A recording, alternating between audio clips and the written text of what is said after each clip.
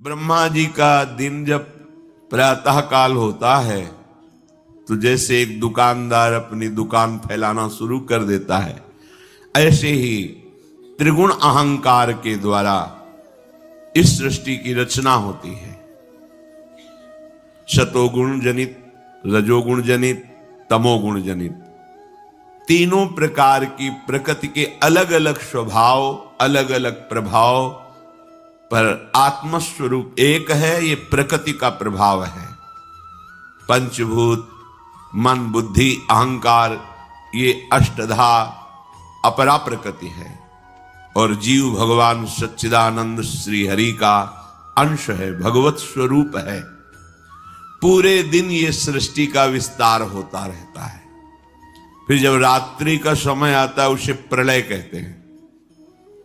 ब्रह्मा जी का समय 4 अरब 32 करोड़ वर्ष का एक दिन होता है।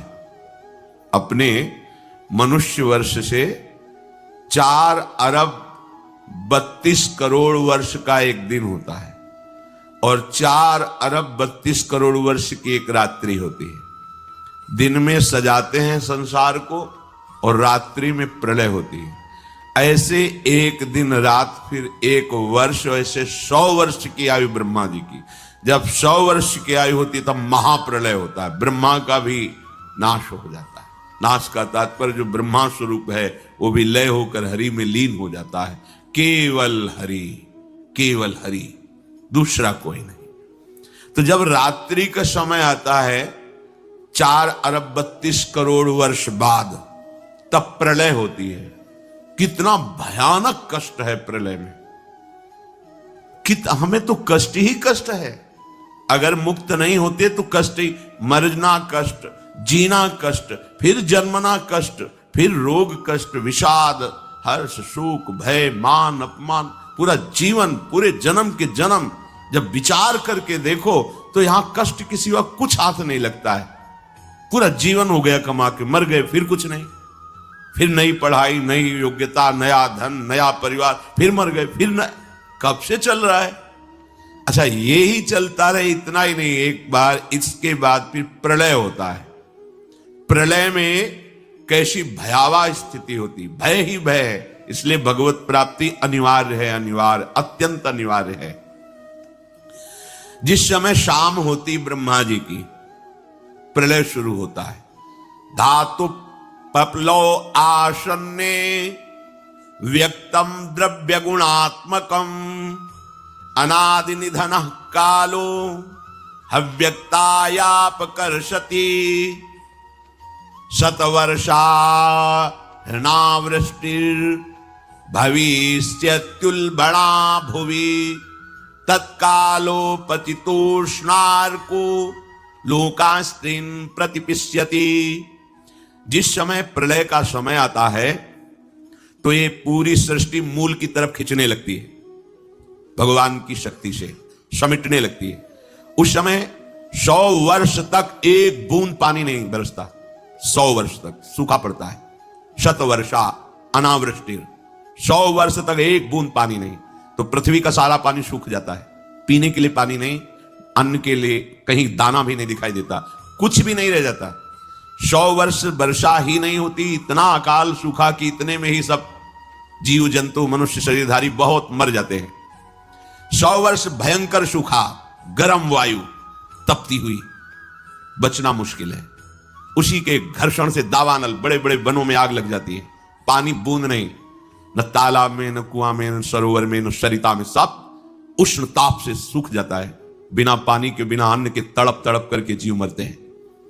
आगे प्रलयकालीन सूर्य का तेज उदय होता है। 100 वर्ष सूखा के बाद सूर्य से तीनों लोकों में अग्नि की वर्षा होने लगती है।